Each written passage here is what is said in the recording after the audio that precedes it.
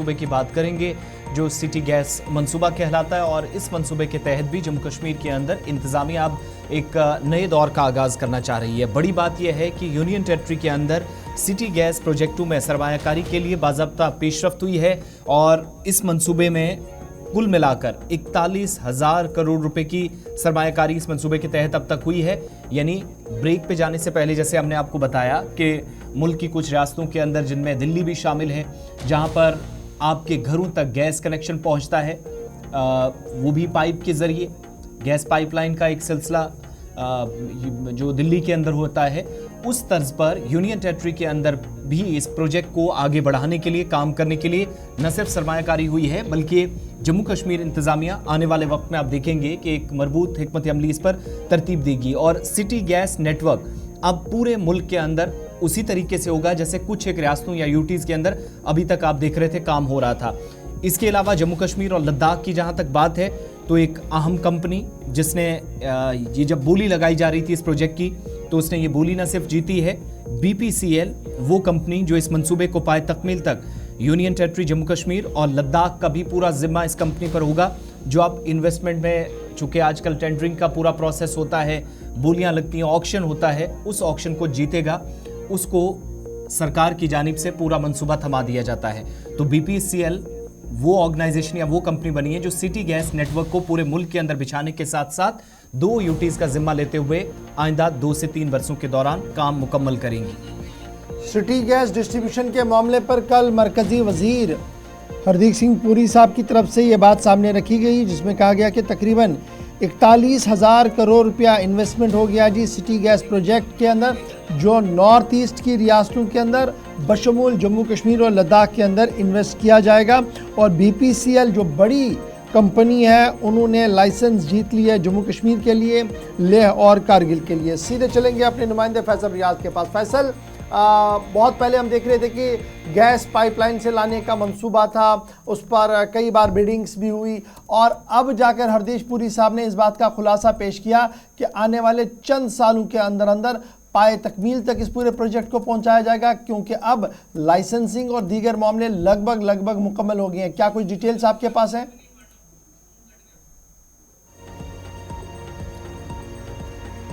चलिए दोबारा राब्ता करें। फैसल से राब्ता मुनक़ता हुआ है, फैसल के पास दोबारा चलेंगे, लेकिन कुल मिलाकर आप देखेंगे तो मरकज़ी वजारत की जानिब से पेशरफ्त का मतलब ये हुआ कि इस मंसूबे के तहत यूनियन टेरिटरी के अंदर आइंदा आप 2 से 3 वर्षों के दौरान, या सिर्फ जम्मू कश्मीर की बात नहीं है, पूरे मुल्क के लिए वैसे तो प्लान है और मुतलका वजारत जो है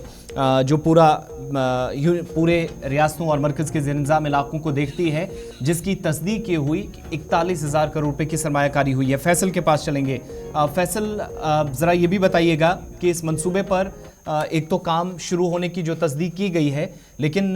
डेडलाइन भी कोई तय की गई है कि कब तक पूरे मुल्क के साथ साथ दोनों यूटीज लद्दाख और जम्मू कश्मीर को भी बाज़ाब्ता तौर पर कवर करने का प्लान सरकार का है? देखिए, फिलहाल तो जो लाइसेंसेज है वो अवार्ड की गई है और जिस तरीके से आपने भी आगाज में बताया कि जम्मू कश्मीर और लद्दाख की जो यूटीज है वो भी बाज़ाब्ता तौर पर इसमें आई है और करीबन जो नॉर्थ ईस्टर्न स्टेट्स है, अरुणाचल प्रदेश है, मिजोरम, त्रिपुरा है, या ऐसी स्टेट्स है, इनके साथ साथ जो जम्मू कश्मीर और लद्दाख है, ये इनका भी इसमें नाम आया है। और बाज़ाब्ता तौर पर जो भारत पेट्रोलियम कॉर्पोरेशन लिमिटेड है उनको जम्मू कश्मीर और लद्दाख का अवार्ड जो है दिया गया है। उसके साथ साथ मुख्तलिफ ऐसी एजेंसीज है जिनको मुख्तलिफ स्टेट्स में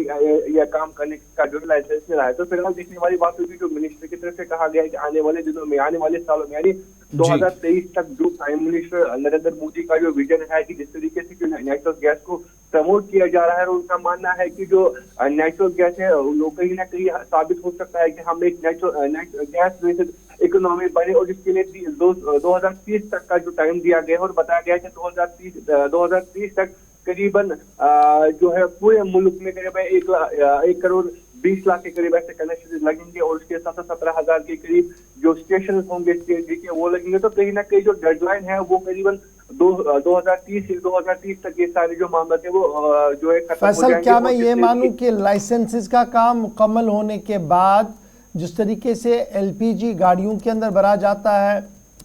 या दीगर मामलात के लिए इस्तेमाल होता है, उसी तरीके के LPG गैस आउटलेट्स या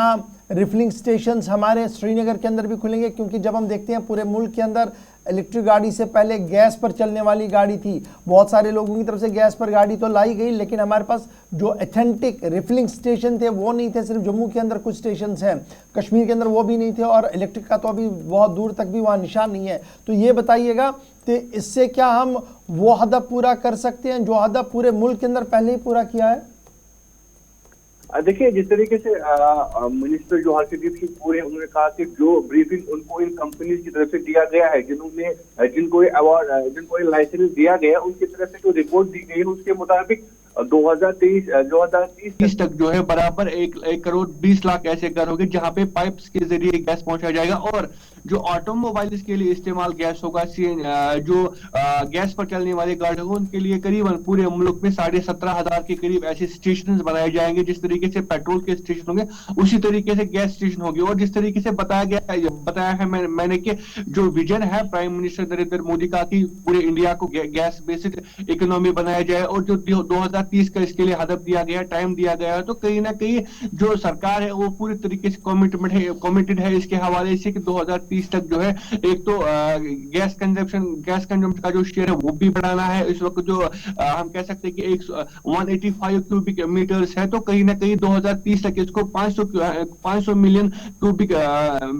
स्टैंडर्ड क्यूबिक बनाना है, जो विजन प्राइम मिनिस्टर का है। तो इसके मुताबिक पूरी तरीके से जो ये ब्रीफिंग दी गई है इसके हवाले से 2030 तक जो ये सारा जो काम है वो मुकम्मल भी होगा। और चलिए बहुत शुक्रिया।